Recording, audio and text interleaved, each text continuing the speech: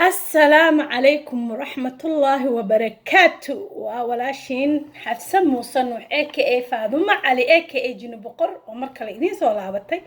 oo idin leh maalintu ha idin wacnaato nin walba waqtiga ay u tahay ha u wacnaado habeen haday ku tahay ku wacnaato maalin haday ku tahayna ha ku wacnaato garab haday ku tahana ha ku wacnaato waqtiga ay ku tahay baa ku wanaagsanaado ha ku wacnaado waxaan leeyahay aniga mar kaleeto idin soo laabtay waxaad iga daawanaysan barteeda aan ku leeyahay YouTube ka Xafsa Media waa barnaamijkeena qoyskii qurbaha waa barnaamijkii faraha looga gubtay xasaasiga ah ee qoyskii qurbaha okay maanta waxaan rabnaa inaan ka hadalno nimanka Soomaalida waxay ku dhololaan oo ku goohan Ilaahay afar buu ii baneeyay nacam aniga aayada Quraanka Ilaahay subhanahu wa ta'ala yiri mathna wa thulatha wa ruba' madiidayo wiil abo farxinkiyo مثنى والثلاثة والرباع إلهي أفر بوئيبنا يتري محاكا دنبايا أفرتا آيات ما ما يسترت مسي أنت عادي قد أنت هادو كجرت بس هاك سوقات آيات هذا ما يسترت إلهي وحير مثنى والثلاثة والرباع وإن خفتم ألا تعدلوا فواحدة حدا كبخدان إني دنوع وحيد إلهي لبقور سدد مركا إلهي وحا آيات كسو بلا فانكحوا ما طاب لكم من النساء والقور سدد مركا وعي أودان مثنى لبا قرصده والثلاثة صدح قرصده والرباع عفر قرصده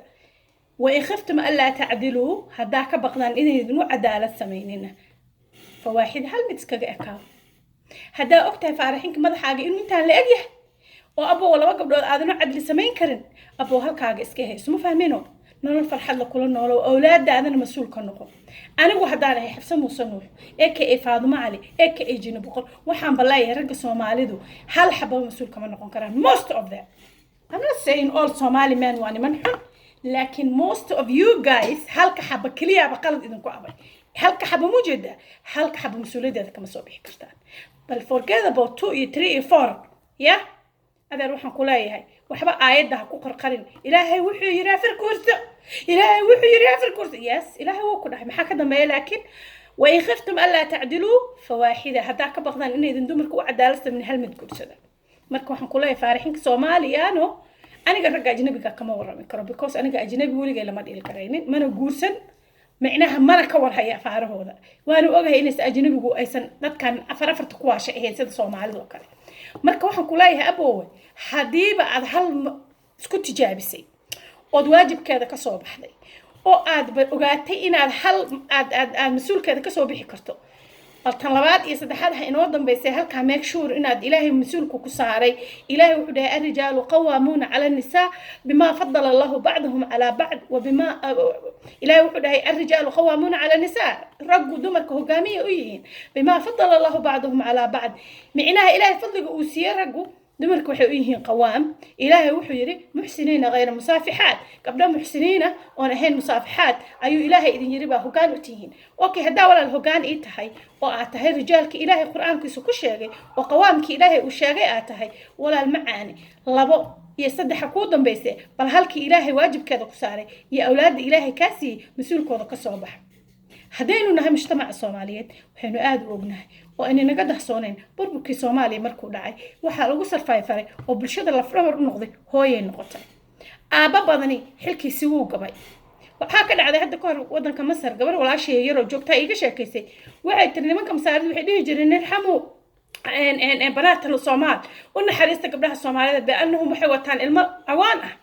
heer waxa la gaaray ummadii caalamadii adduunkana looga maleeyay inay ilmaha ay agoon yihiin adeer hooyo hadaad aragtid ilmo hooyo un baa jiidaysa adeer adiguna waxa taagan tahay Starbucks iyo waxa taagan tahay meel aan lagaaga baahnayn adeer waxaan ku leeyahay hadaad tahay rijaal hadaad tahay ki ilaahay yiri qawaam hadaad tahay ki ilaahay subhanahu wa ta'ala diinteenu sheegtay nabi maxamed alayhi salatu wasallam hadaa ku dayanaysid bal hal saddex iyo laba ha ku dambeysay afar halka xaba waajibkeeda ka soo bax awlaadeeda ha qabtir ayada hayal bigare ayada caawi qoys qurux badan awlaad qurux badan bay soo saaraan aabahay ilaahay u naxariisto hooyada iyo aabahay waxay isqabeen almost 40 years aabahay wuu guursaday hooyaday markay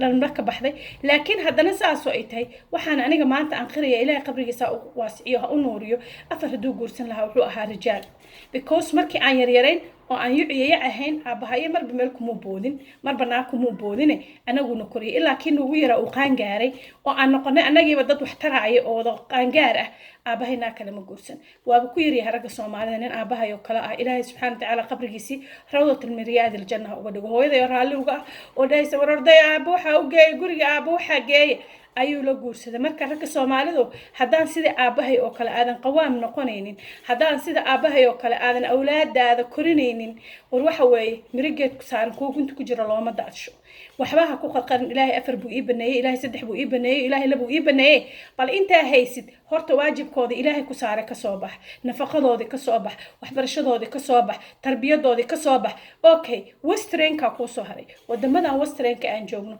maahan sahal inuu ninku 2 iyo 3 iyo 4 guursado waxa weeye anigu waxaan u arkaa ninka westernka jooga ama qurbaha jooga ee gabar hal gabar ka badan guursada inuu yahay doqonkii u shaqaadi waayo yiri warusha waa qaadi waayo awdan waa qaadi oo kala dushi iska sii saaray waxaan idin leeyahay